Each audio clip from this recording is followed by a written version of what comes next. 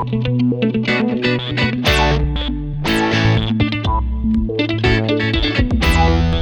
Team Awesome!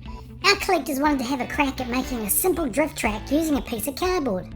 So, they did some research and found a tutorial done by Creator CR, and they're going to have a go at replicating it and giving it a bit of a test drift. Now the key in our video today is that there'll be a few more measurements which will hopefully make it a little clearer for you if you want to have a go yourself. And hopefully we'll be able to give you a few tips to get the sweet line and the sick drift. So, for this simple drift track, you're going to need a cardboard box that you can cut up that will give you a piece of cardboard that is 52 centimeters by 40 centimeters.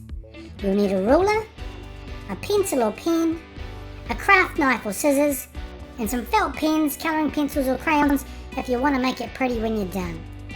Now we're going to map out those measurements. Heavy lifting for the ruler and the pencil. So use the pencil if you want to rub out the lines if you want to decorate, but we're going to use permanent marker so you get a nice clear view of all those numbers in centimeters. Now, while we're getting those numbers down, it's fair to say there's probably a million variations that you could come up with for a cardboard drift track. Our brains are already working overtime to think about what could potentially be next. But for this video, we're just going to keep it super simple. Just a nice, simple cardboard track. We're not expecting amazing outcomes. We just wanted something that we could have a little bit of fun with and see if we could get a little bit of drift. So, if you've got a better drift track or you've got something else that you think would be really awesome for us to try, drop us a comment and we'll see how we go. But for now, let's carry on. Just want to run through some of the measurements with you for this drift track so that if you want to have a crack at it at home, you can, and hopefully it will all make sense. Now the entire piece of cardboard, just a reminder, the size is 40 centimeters one way by 52 centimeters the other way. There are some fold lines, so this is where you'll fold the cardboard into shape. And there's one here, and here, and then same on the other side, here and here.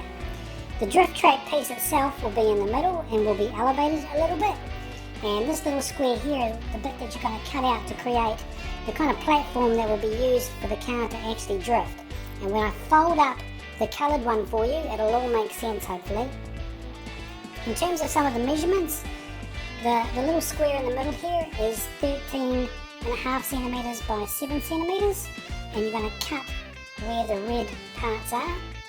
This little part here is where the cars will drift down, so the cars will come in this way, come off that way, and drift around. Now this length here is 22 centimeters, broken up into an 8 centimeter piece, a 4.5 centimeter piece, and a 9.5 centimeter piece. Around the little drift platform, that gap here is 2.5 centimeters, and the gap here is 3 centimeters. So hopefully that all makes sense. So let me get you the finished version and show you how it all folds up, and we'll go from there. Okay, so here's one of our finished versions, and we've coloured it to try and make it easier for you to see how everything kind of folds together and comes together. So we've got grass and green, we've got some brick walls, and we've got the kind of roading area in the middle here where the car will drift through and hopefully go down the little ramp. The only cutting is to cut out this little drift pad section here, and again a little cut down through that line here. Now to bring it all together, it really just needs these areas here folded, and the drift pad will come up onto its side like this. Now I haven't got anything to hold it in place, but to demonstrate it I will do, but that's pretty much all you need to do to get your drift pad ready to rock and roll.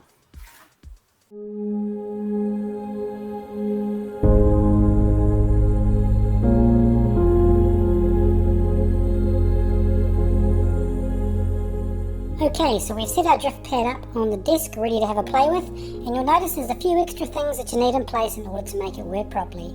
So we have had to put a couple of bricks down just to hold the drift pad in place, just where the folds take place. And you can see that we've put a couple of toothpicks in just to hold up the ramp there.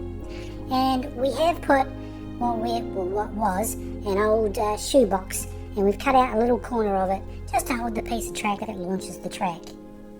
And now, hopefully you get a chance to see how it actually looks. So, let's actually give it a try and see if this drift track works.